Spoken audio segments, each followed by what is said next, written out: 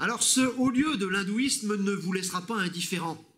C'est un lieu de contraste à l'image du Népal. La vie ici côtoie la mort. Des enfants jouent au ballon sur les escaliers des Ghats, tandis que leurs ancêtres brûlent sur les bûchers de la crémation. Ici, des femmes richement vêtues de saris côtoient des mendiants aux pieds nus. On y voit des pèlerins fervents, en quête peut-être de vie meilleure ou d'un meilleur karma, côtoyer des touristes en quête de photos et de sensations fortes. Une rivière sacrée parmi les sacrés, le Gange du Népal, comme on l'appelle, polluée, jonchée de détritus. C'est un peu tout ça, le Népal.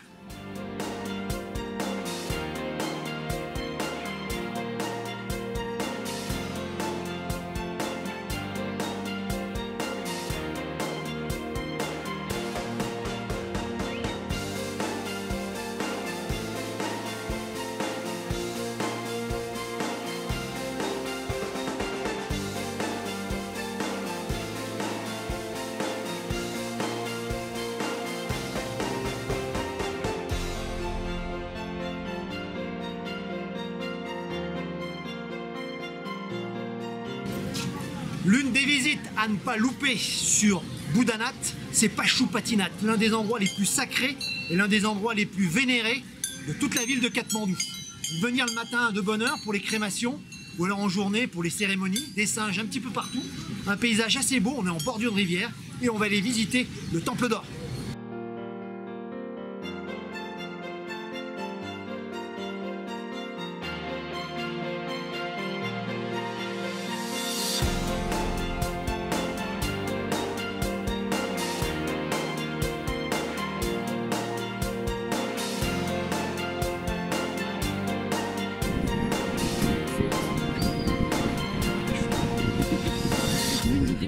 À gauche, après le pont et après les Ghats, vous prenez un petit chemin qui monte, on est enfin dans la nature. Un beau point de vue sur Katmandou derrière moi, sur Boudhanath. Très franchement, un bel endroit. Un peu de nature dans la pollution ambiante, ça fait du bien.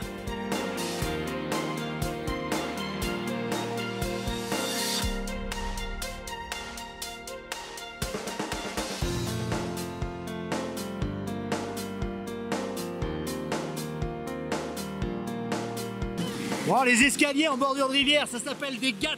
C'est là où on fait les crémations, on aura peut-être la chance d'en voir une. On approche du Temple d'Or, mais c'est vrai que c'est une belle randonnée à travers un petit peu la jungle, des singes dans les arbres. Bonne balade, 10 minutes, un quart d'heure, pas plus, on retourne à la civilisation. C'est parti.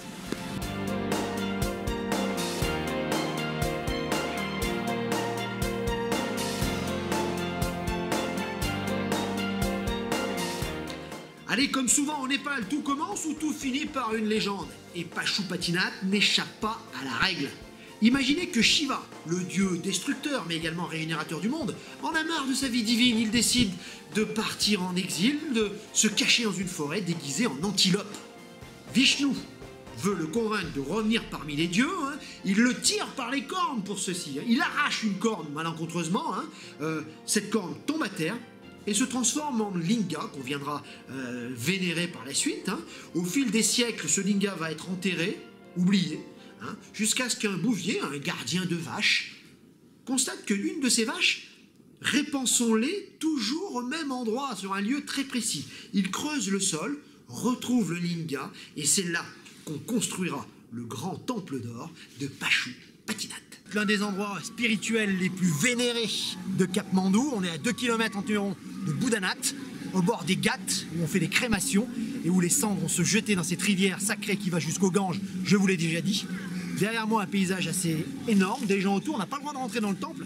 Sachez qu'il est dédié au dieu Pashupati, d'où son nom. Il s'agit d'un avatar du dieu tutélaire du site de Pashupatinath, le dieu Shiva, sous sa forme ici paisible et bienveillante. Il est ici le gardien des troupeaux, le rassembleur des âmes et le protecteur du royaume du Népal. Allez, petit rappel, l'hindouisme pour les nuls. Je vous rappelle que Shiva est le dieu à la fois de la destruction, de l'ancien monde, mais également le dieu de la création d'un nouveau monde. On le reconnaît aisément à son troisième œil, au milieu des deux autres, symbole de sagesse. Il a également un cobra autour du cou, il porte un trident et est vêtu d'une peau de tigre.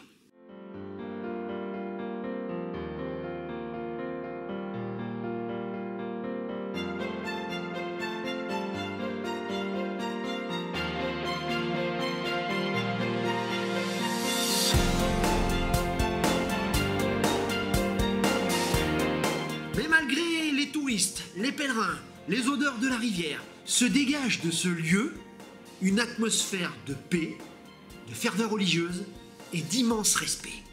Un mélange étonnant de tristesse et de joie, de vie et de mort. N'oublions jamais que mourir au Népal, c'est aussi renaître.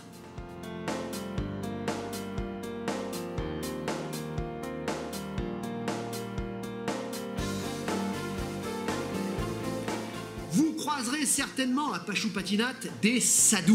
Je vous rappelle que ce sont des adeptes du dieu Shiva. On les reconnaît aisément à leur visage recouvert de cendres, symbole de leur allégeance au dieu rebelle. Ils errent de lieu saint en lieu saint, vivant de l'obol et des offrandes des fidèles. Sachez qu'ils sont partis dans une longue quête personnelle et spirituelle pour s'affranchir de tout bien terrestre et de tout attachement sur terre. Attention quand même, c'est vrai qu'il n'en est pas moins sadou, on veut se détacher des biens sur terre, mais si vous voulez prendre des photos avec eux, c'est vrai qu'ils sont beaux, avec leur robe safran, il va falloir sortir les bifetons. On est sadou, mais il faut quand même pas déconner. Vous remarquerez peut-être dans la rivière des gens courbés en train de chercher quelque chose dans l'eau de la Bagmati, assez sale, c'est à reconnaître. Il faut savoir que les gens se font brûler dans les bûchers de crémation avec leurs bijoux qui sont censés les purifier, et que quand on jette les cendres à l'eau, évidemment, les particules d'or retombent dans la rivière. Et ce sont donc des orpailleurs tout à fait particuliers qui sont là pour essayer de récupérer un petit peu le trésor qui se cache dans la rivière.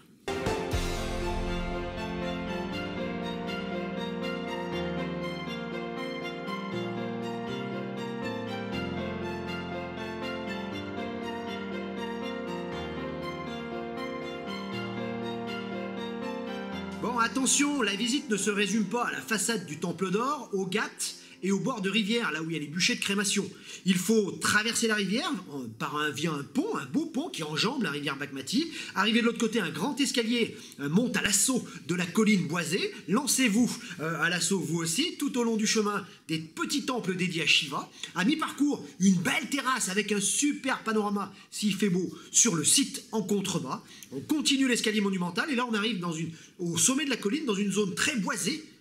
On déambule à travers des temples et des monastères abandonnés. Bon, attention, on a commencé les travaux de restauration, et c'est pas plus mal. Ici, on est dans le paradis des singes et des chiens errants, assez romantique. Si on a de la chance, du haut de la colline, on a une super panorama sur Katmandou au loin. On passe de l'autre côté, on descend les escaliers monumentaux qui traversent et qui descendent sur la gauche tout en bas. On arrive au bord de la rivière Bagmati, on traverse par un pont métallique qui enjambe la fameuse rivière sacrée, et en 30 minutes environ, on est de retour à Boudhanath.